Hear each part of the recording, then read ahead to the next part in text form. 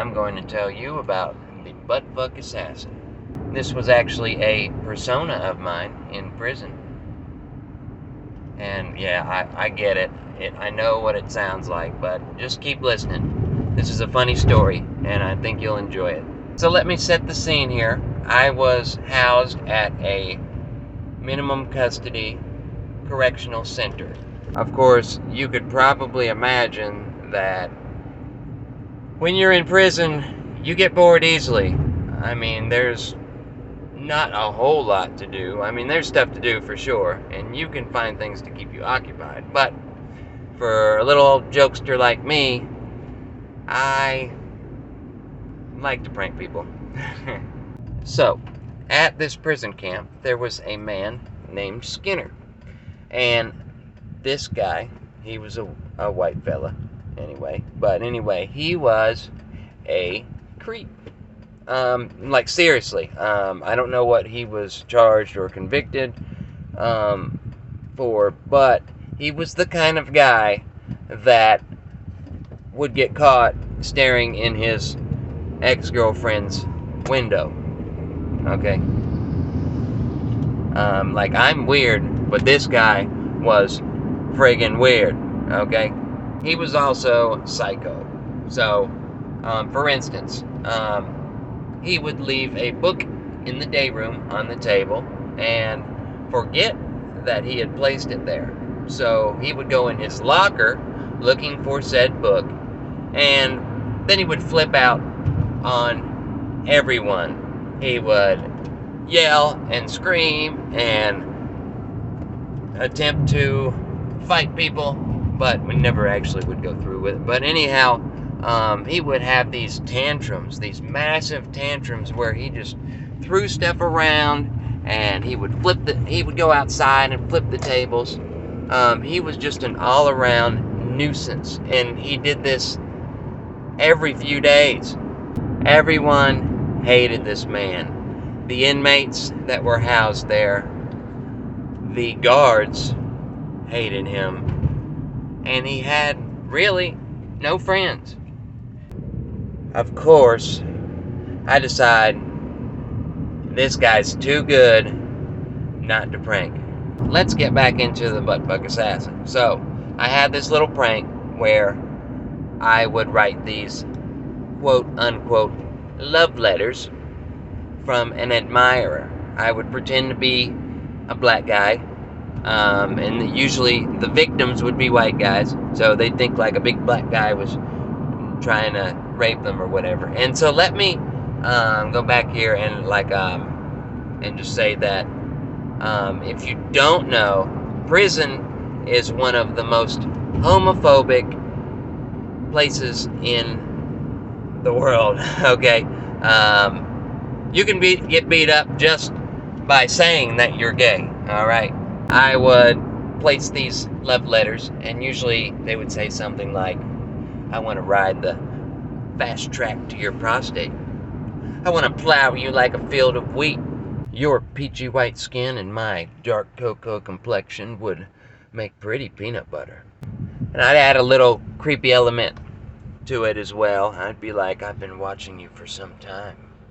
And usually, I could go on, but I would usually end it with, if you would like to have fun, or if you feel the same way about guys, then hang a towel on the end of your bunk, and maybe I will pop up. And then there was a signature. I would always end the letter with the signature, "Sincerely yours, the buttfuck assassin." These letters, now, people would take them one of two ways. They would either get mad and flip out, or they would laugh at it as a joke.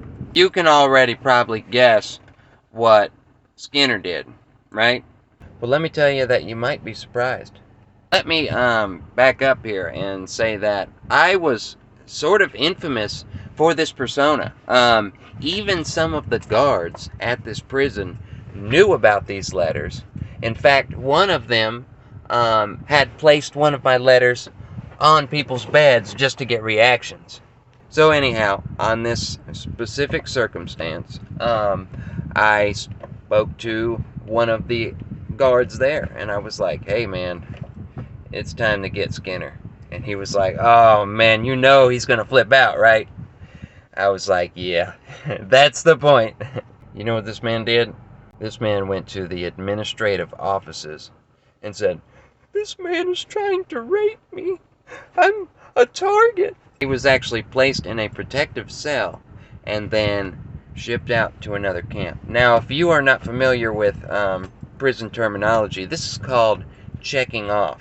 If you go to the administration and you say, oh, well, I am in danger, I'm being threatened, you are called a checkoff, and that is the act of checking off. That is one of the highest forms of cowardice in prisons.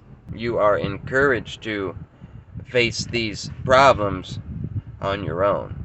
So usually, if you say that you've checked somebody off, usually you're going to be somebody that's big and intimidating, or maybe a gang member or something.